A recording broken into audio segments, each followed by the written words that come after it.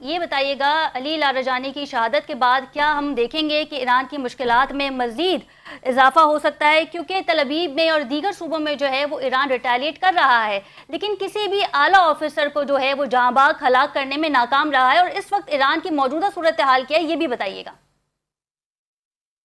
جی بہت شکریہ۔ سب سے پہلے تو آپ کا بہت شکریہ پروگرام میں وقت دیا۔ دیکھیں، سب سے پہلی بات تو یہ ہے، علی لاریجانی کی جو شہادت ہے اس سے جو ہے نا کتنا نقصان ہوا ہے ایران کو۔ یقیناً بہت بڑی سیاسی شخصیت تھی، طاقتور ترین اور شہید رہبر کی قریب ترین جو ہے شخصیت تھی، ان کے بہت ہی قریبی ساتھی تھے۔ ان کی شہادت اپنی جگہ، لیکن ان کے بعد ان کی جانشینی کے لیے جو ہے نا آلریڈی پہلے سے یہ پلان جو ہے نا تیار کیا ہوا ہے ایرانی گورنمنٹ کی طرف سے، اور پہلے سے ان کے جانشین موجود ہیں۔ اگر نقصان کی بات کی جائے یا کمزور ہونے کی بات کی جائے تو میں آپ کو بتاتا چلوں، جس طرح رہبر معظم کو شہید کیا گیا، ایران کے سپریم لیڈر کو شہید کیا گیا، جی تو لوگوں نے یہ سوچا تھا، اور بالخصوص ٹرمپ حکومت اور اسرائیل سیونیوں نے یہ سوچا تھا کہ اب حکومت ہمارے ہاتھ میں آ جائے گی، کیونکہ ایران کی لیڈرشپ کو ہم نے ٹارگٹ کیا۔ 24 آورس یا 48 آورس کے اندر اندر ہم اپنی جیت کا اعلان کریں گے، ٹرمپ نے یہ سوچا تھا۔ لیکن جیسے ہی رہبر شہید ہوئے، اس کے تقریباً کچھ دن بعد ہی ان کے جانشین کو جو ہے نا مقرر کیا گیا۔ بالکل۔ وہ پہلے سے آلریڈی چیزیں تیار ہوتی ہے، اور اس دفعہ بھی ایسا ہی ہے۔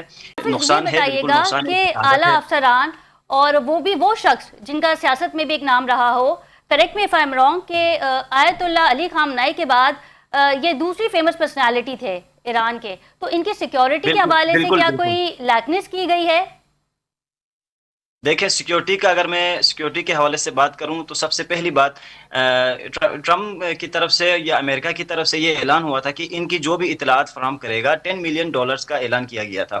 جو بھی 10 افراد کو نشاندہی کی گئی تھی کہ 10 افراد میں سے کسی کی بھی اطلاعات مل جائے، کوئی بھی دیتا ہے تو $10 ملین ان کو ہم دے دیں گے۔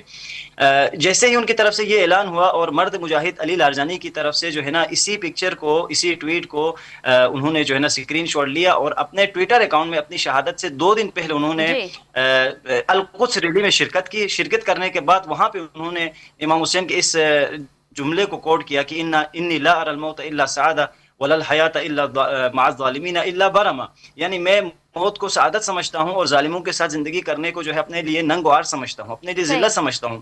انہوں نے یہ کوڈ، یہ ورڈ جو ہے، یہ قول امام حسین کو کوڈ کیا، اور وہ عوام کے سامنے نکل کے آئے وداؤٹ سیکیورٹی۔ وہ القدس ریلی میں انہوں نے شرکت کیا، دوسرے بھی حکومتی جو ہے افراد ہیں انہوں نے شرکت کی۔